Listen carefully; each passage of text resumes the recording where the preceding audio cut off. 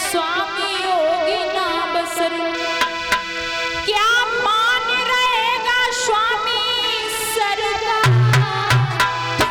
और साड़ी का पल्लू जब सर का।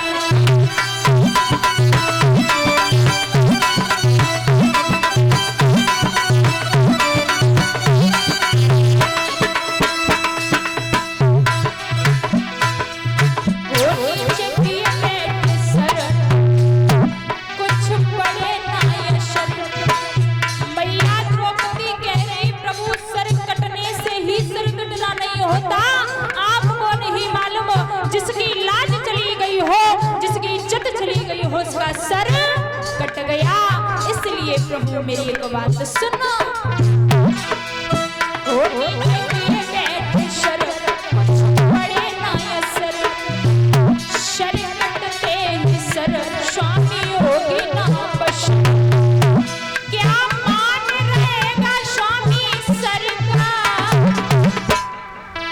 और साड़ी का पल्लू जब सर।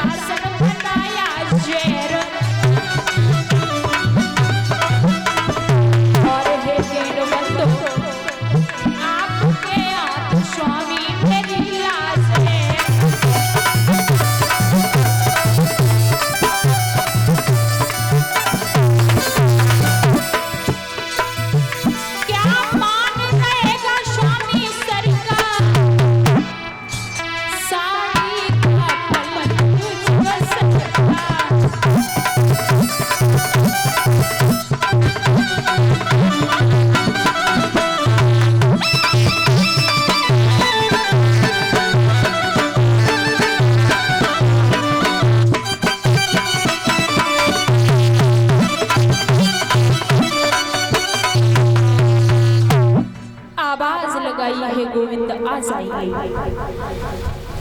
कहते हैं श्रोताओं, जब संसार के व्यक्तियों से जितने भी रिश्ते नाते हैं सबसे नाता खत्म हो जाता तब एक ही रिश्ता नजर आता है। लेकिन दादा आपने देखा होगा, दुख में सुमिरन सब करे, सुख में करे न कोई, और जो सुख में सुमिरन करे तो दुख गाए कौन होई। महाराज दुख रहता सब याद करते प्रभु आइए ना, दुख से उबारिए ना, लेकिन जब सुख आ जाता तो कोई याद करने वाला नहीं है, क्योंकि फिर तो भाई हमसे बड़ा नवाब तो कोई है ही नहीं। महाराज मैया आवाज लगा रही, इधर आवाज लगाई है द्वारिकाधीश आइए।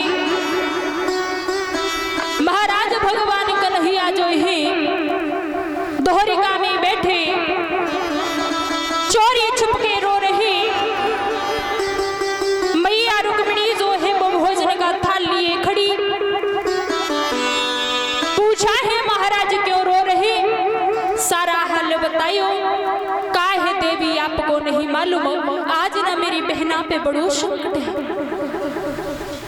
रुक्मिणी जी बोली जब बहना पे संकट हुए तो काय को बैठे बैठे रोई रहे। अरे जाए के बहना के संकट को बारो ना। प्रभु बोले ऐसे जाने वाला नहीं हूँ, थोड़ा और तपने दो, क्योंकि वो अभी तक तो कह रही है कि द्वारिकाधीश आइए, परमात्मा आइए, भगवान आइए, मेरी लाज को बचाइए। उसने एक भी बार ये नहीं बोला कि भैया आकर के मेरी लाज को बचाइए। ऐसे जाने वाला नहीं है। महाराज मैया द्रौपदी रो रही है,